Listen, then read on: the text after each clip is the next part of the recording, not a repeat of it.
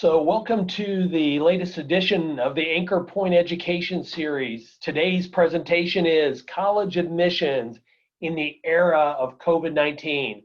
My name is Derek Hodges of Anchor Point Wealth Management, a fee-only financial planning firm serving clients nationwide.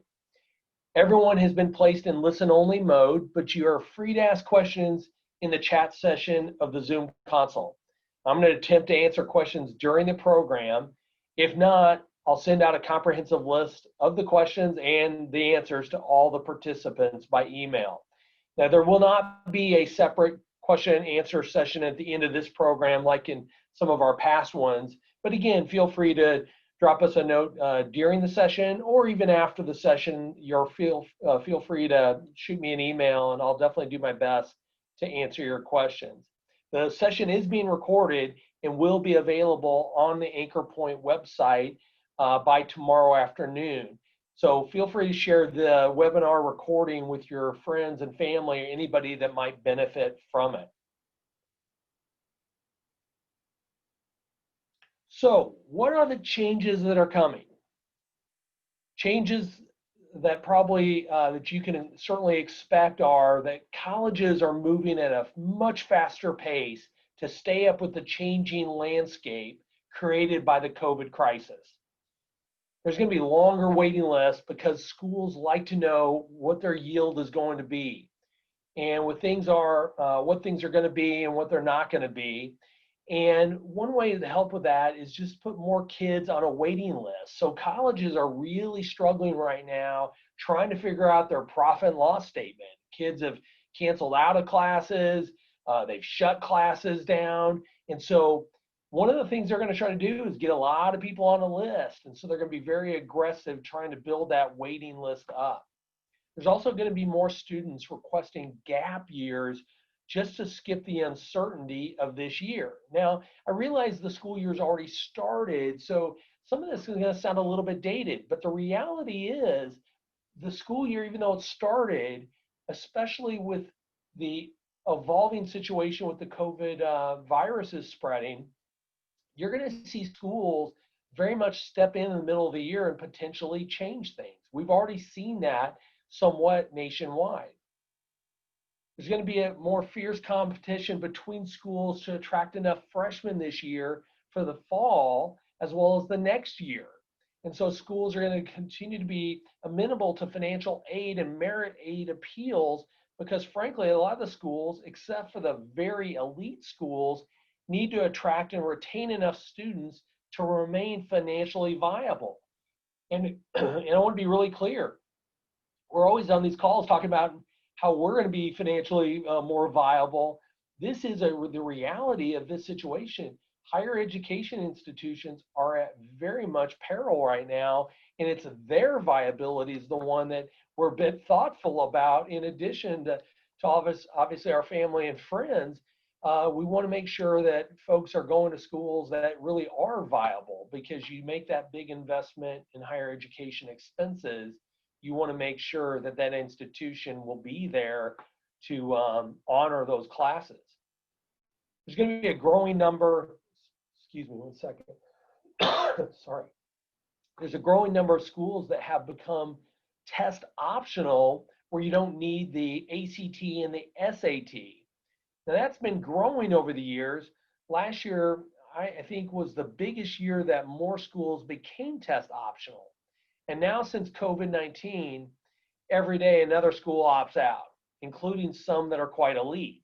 Tests have been canceled, through certainly this summer and this fall. And I think we're going to continue to see a lot of changes there.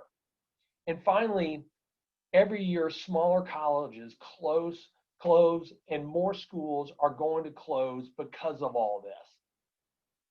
So in the next couple of slides, we'll talk about expectations for 2020 and 21 school year, but we're also going to talk, certainly try to at least cast our net out a little further and get you thinking about what's possible in the years out in the future beyond 2020 and 2021.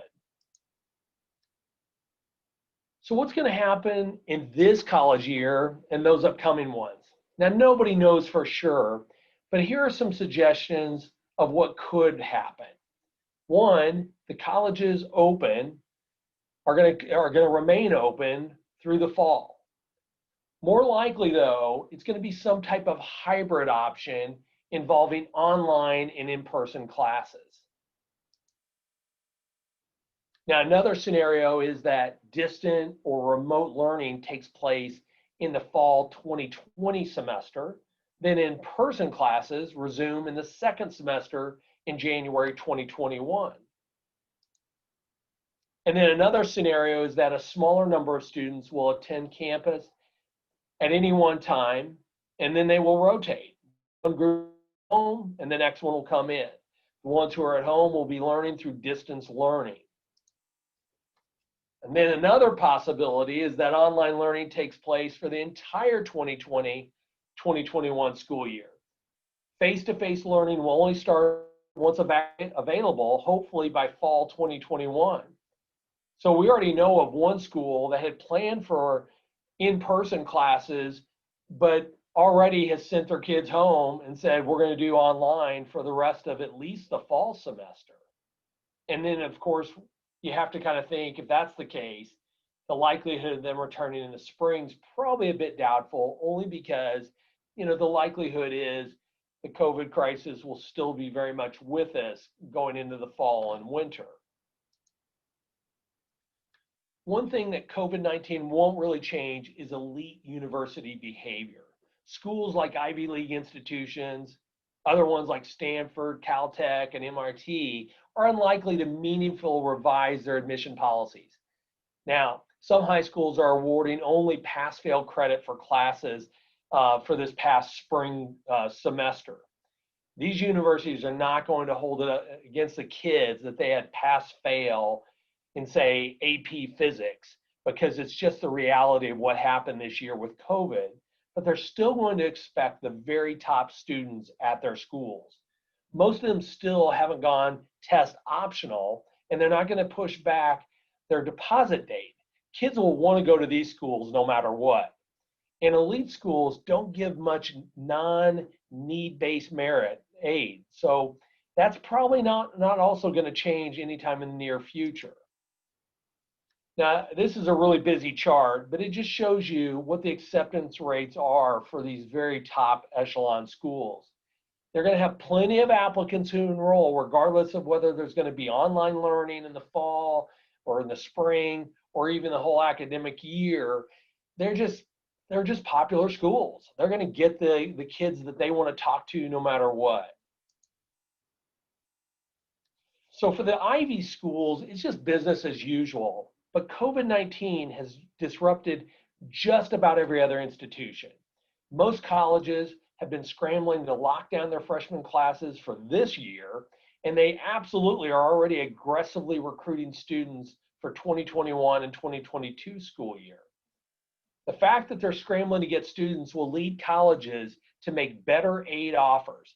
So this year in particular, families should not assume that whatever offer that they've gotten from the school is the final one. Now that's point number one. We really got to get our minds wrapped around. I don't think in any other previous time you could really think a lot about, okay, after the offer was made, probably getting many changes. It would have had to been probably a fairly radical thing.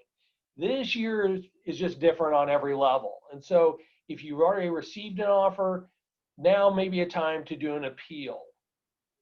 So schools are going to be flexible because they're panicked and they need every single student that they can to stay in that school.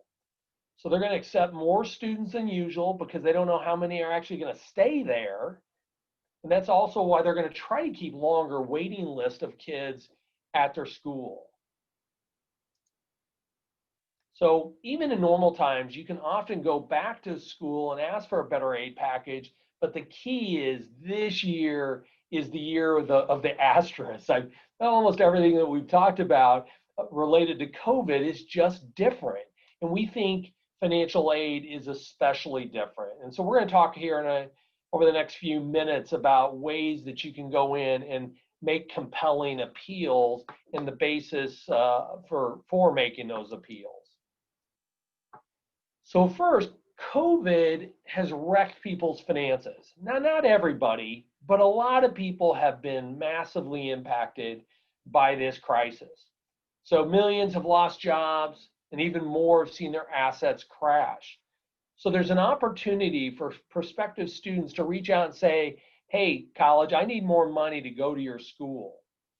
The FAFSA and the CSS profile used 2018 income to calculate how much aid that they got awarded. Well, for many parents, the applications were filed when the stock market was doing great, and now not so much. Assets are probably worth less. Many families should appeal both the merit and financial aid awards. So what should you do if you want to appeal an aid offer? Well, first, you should contact individual schools regarding their procedure. Some have an online form, but others might want a letter. So find out who you should direct that appeal to. The more specific you can be regarding the circumstances, certainly the better. For example, you could explain how much you've left in your college accounts after the market crash, or mention that you're going to need money for another child who's going to be going to college later. Certainly, let schools know if a parent has lost a job or had hours substantially cut. More documentation is always going to be better.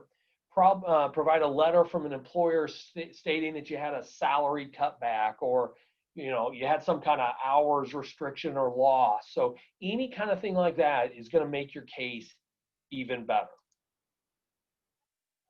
And of course, mention any extenuating circumstances.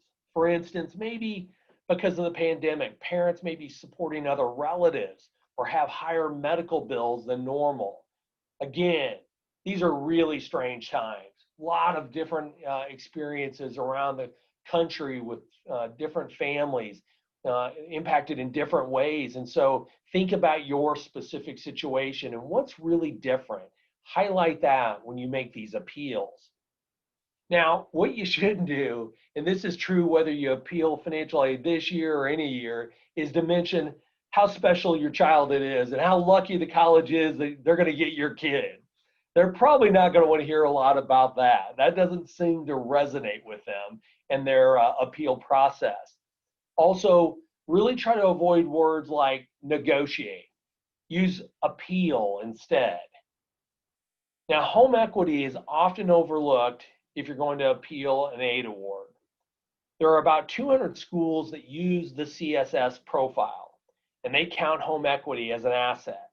Contact the school to see what their approach is, because you might be able to argue that you wouldn't use your home equity to pay for the college anyway. Now, another strategy is to place schools off of each other. Again, think of the times that we're in. Very unusual situation. A lot of kids didn't return this fall. A lot of people are really worried about their kids being on campuses. So again, state aid's probably going to be more in question for public schools, so the financial pressure is already there. So your child is an important thing for many of these schools. Now again, we already talked Ivy League type schools, maybe not as much. They're probably okay, but there's a lot of schools who really need students at their doorstep. And so really thinking in terms of talking to multiple schools can give you kind of that leverage that you might need. So this is something to try whether you're looking for more need-based or merit aid. You could contact the school or multiple schools that your child really wants to attend and say, hey, my kid really wants to come to your school, but finances are really tight right now, and other schools have been more generous in their offers. Offer to scan one of the offers and send it to them. And so this is where, this is why it's important, maybe even though if your kid has already decided, hey, I want to go to this one school, it's probably good to apply to multiple schools to get a sense of what competing offers there could be out there. This isn't going to work every time, but it's definitely worth a try, especially as schools are desperate to fill these seats. It's a more likely scenario with private schools than with state schools who only have so much money to give out. Now, as a side note, some people might think public schools are going to be fine because they have government support. But if you look back to the 2008 recession, state government support for public higher education dropped significantly, and we think the likelihood of it continuing to drop is really high as we go through this kind of post-COVID period, eventually down the road, and state budgets are going to be really slammed by all the spending that we're doing right now in the economy for COVID. And certainly the federal government, I would say, is in arguably worse shape. So expecting financial aid just to continue to flow freely from the government institutions and the support that they give to these schools, I'd say is it somewhat in question. So when planning to appeal an award, you need to generate a new expected family contribution, or EFC. So in case you don't know, the EFC is what parents are expected to pay at a minimum for 1 year of their child's college. It's a dollar figure. The higher the EFC, the more you're expected to pay. Now you might want to use the free College Board EFC Calculator. It's the best. You can find this at collegeboard.org, and it's really easy to use.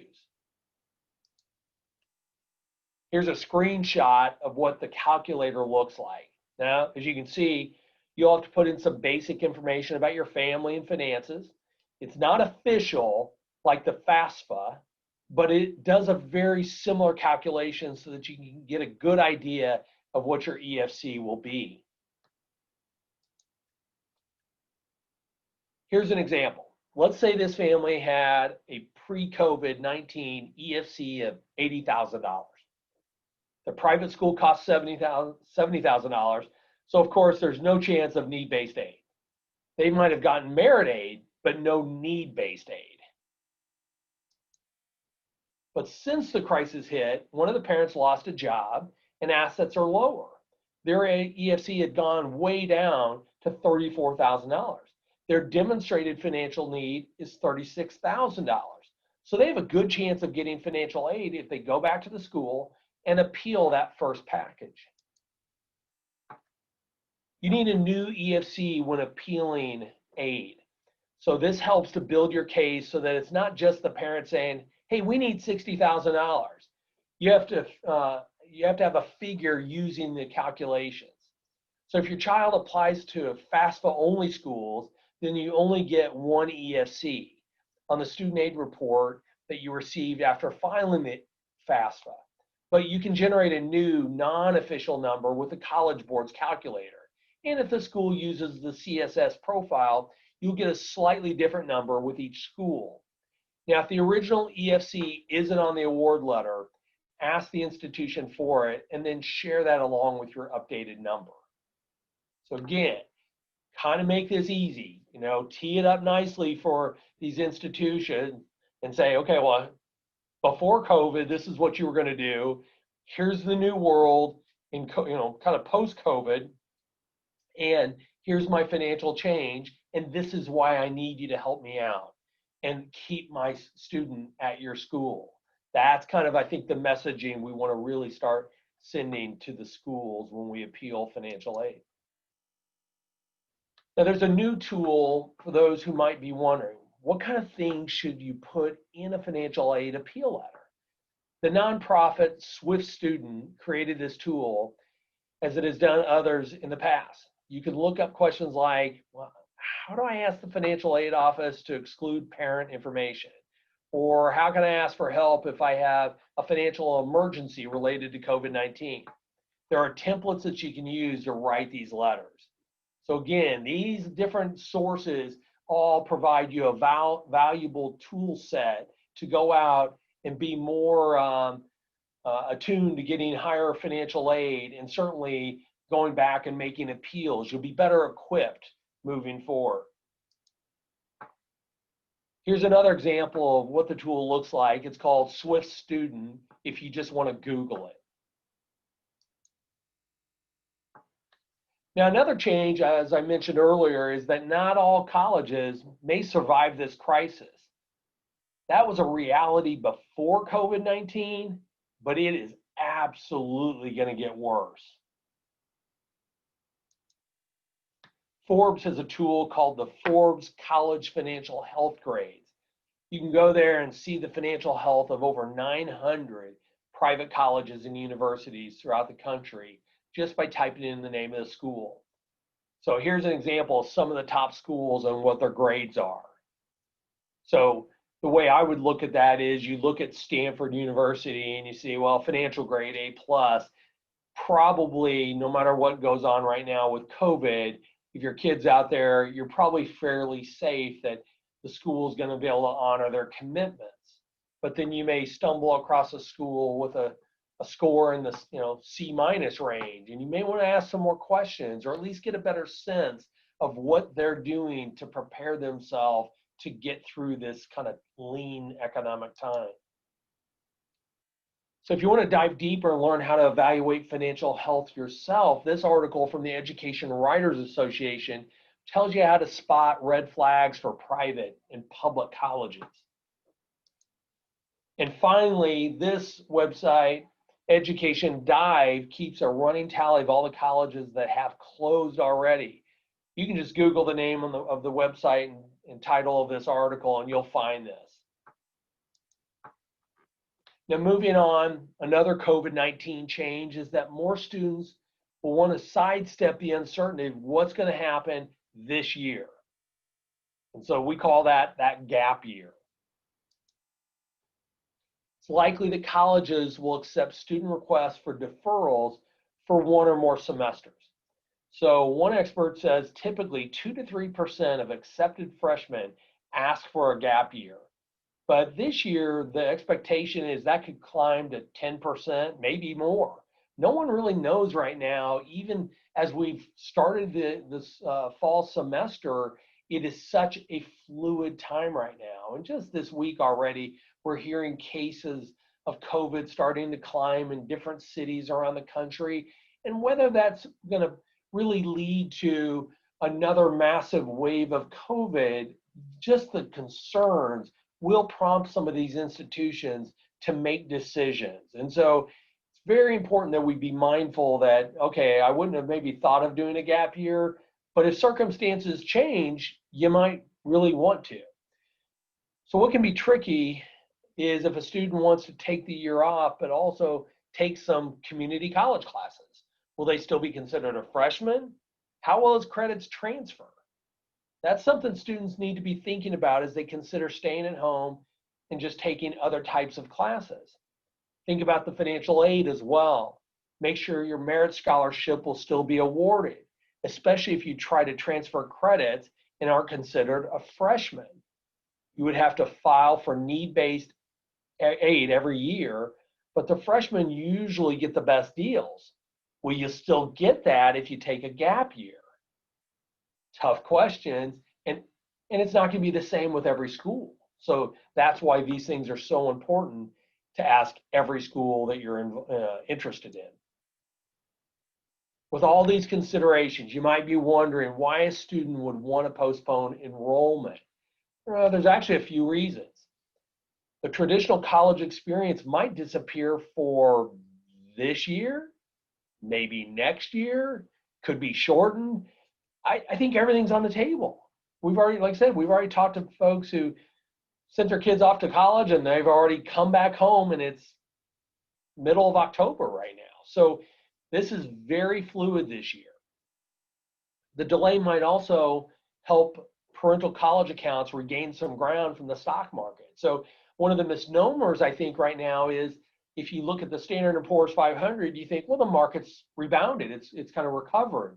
The reality is the Standard & Poor's 500, which only really tracks 500 stocks of the large company US market, but it's an important barometer of the market, but really only a handful of those companies have resulted in most of the performance of that index. And the reason why is I won't geek it up too much today, but it's a market capitalization weighted index.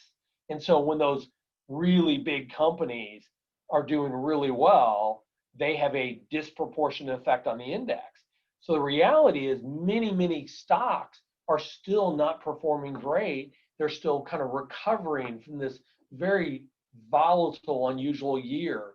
So it's very likely your college accounts may not be up.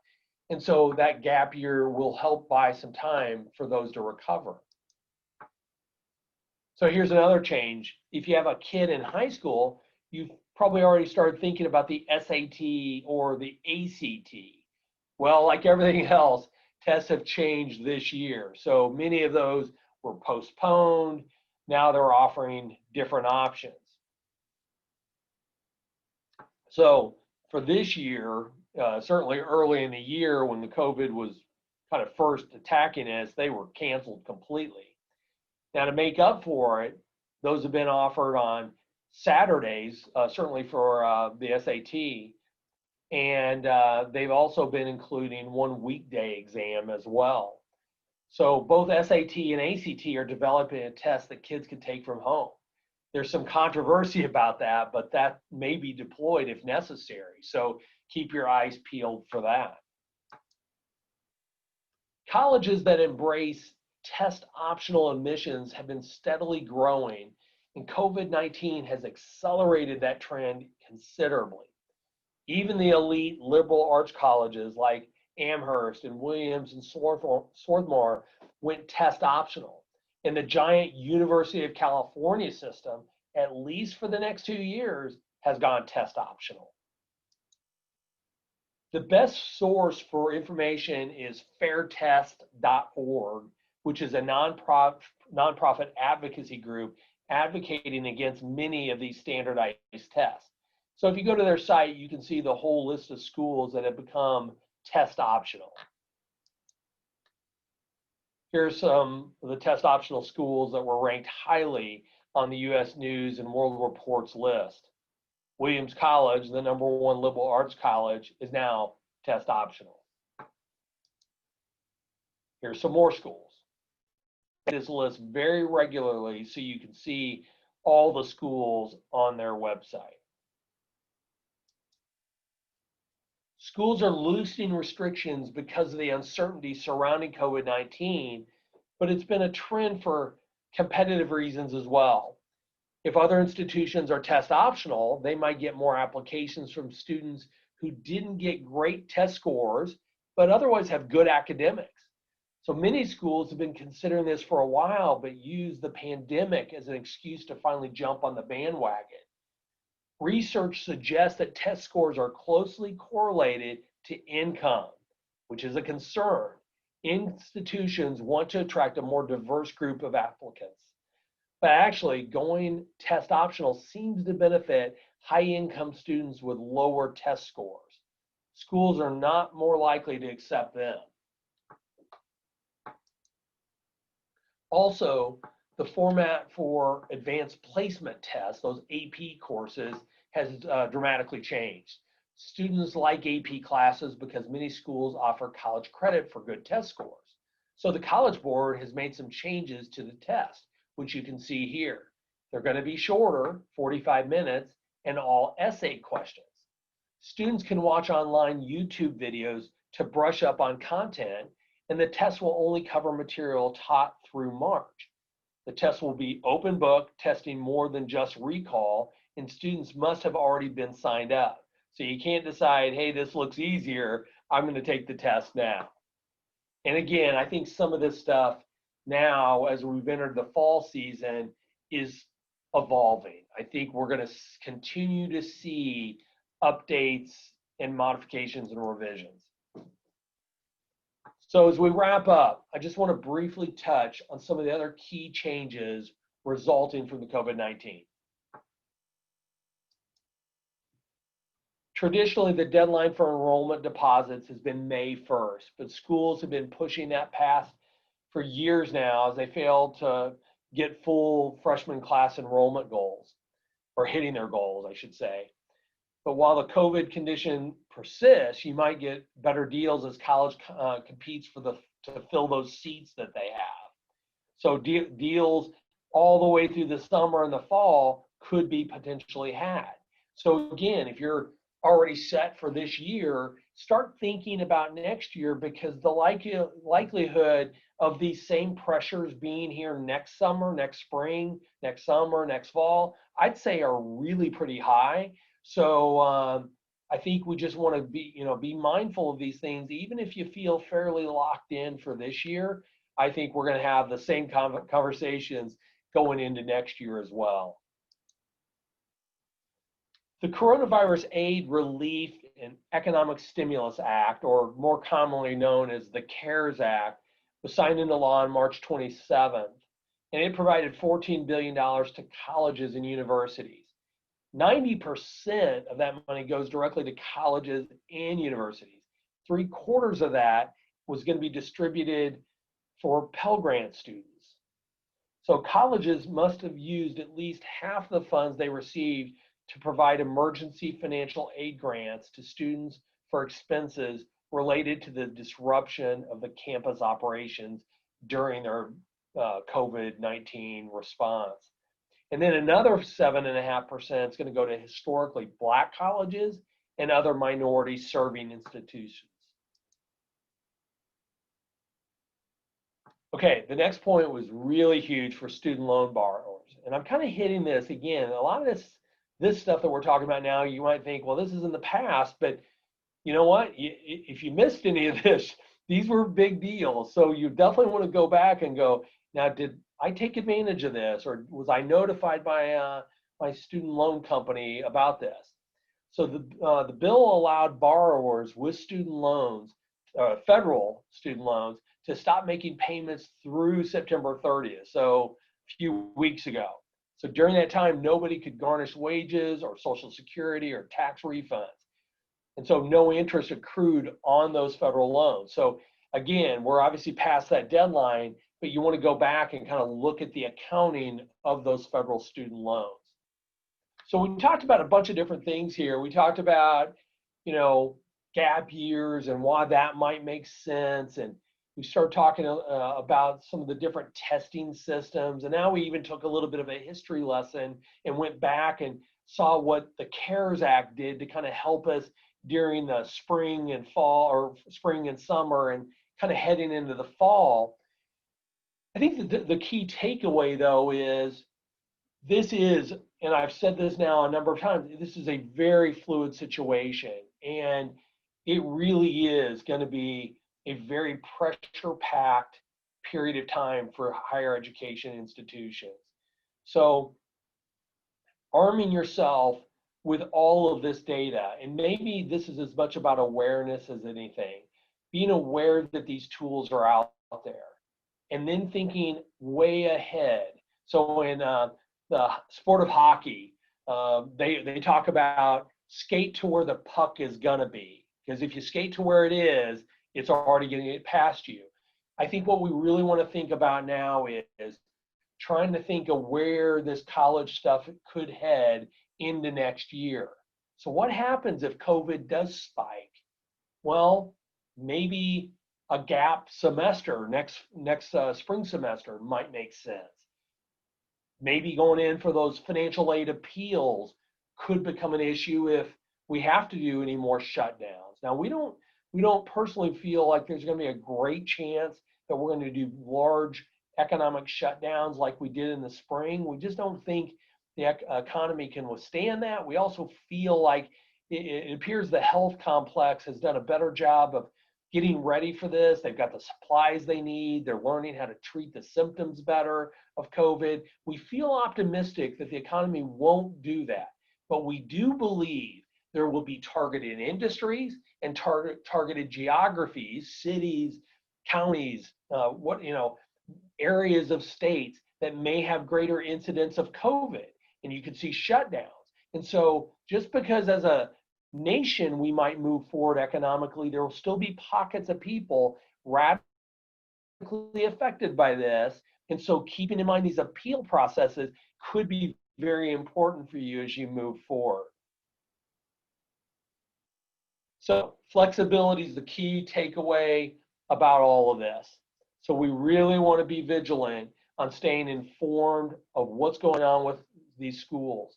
I would also say that now more than ever, parents really need to step into this discussion about higher education and have real frank conversations with their students. Many students may not be quite ready for college. Maybe it's not even all that critical for maybe their employment track. Maybe technical schools might be better. Maybe gap years before your freshman year is even a good idea for maturity or employment discovery. Education, higher education has become radically expensive. And it's really getting to the point we can't just experiment and sample and dip our toe in, because what we end up doing is either radically negatively affecting our own finances, or we saddle our children with large student loan debts that they may have a really challenging time repaying. So it's very important that we continue to really remain thoughtful about the best placement for our students, our children, the best schools that fit their situation, and then really being vigilant on looking for every scholarship opportunity and every financial aid opportunity that we can. So this brings us to the end of our presentation, covering all the key points that you need to know right now about college admissions in this COVID period. Now, if you want to talk about the college admission process or just any of the financial planning issues that we talk about regularly in our webinar series, please feel free to reach out and schedule a visit with me. Happy to jump on a phone call or an in-person visit, whatever works for you.